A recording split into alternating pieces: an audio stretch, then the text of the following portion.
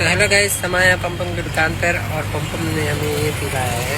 ये हमारे सब्सक्राइबर हैं। तो मैं इनको सब्सक्राइब करता था। आज जिसको मैं मिलने आया हूँ तो पम्पम भाई ने मुझे गिफ्ट के तौर पर ये मिलने आए, मेरा दूध फट गया।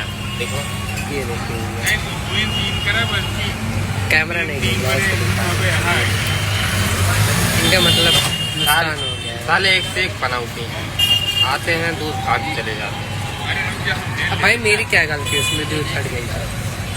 कोल्ड ड्रिंक पियो, आनंद लो बस गर्मी में।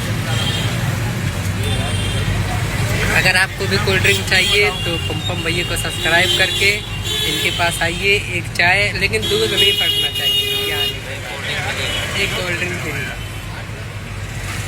लाइक करिए, फॉलो करिए, इन भाई को सपोर्ट कीजिए।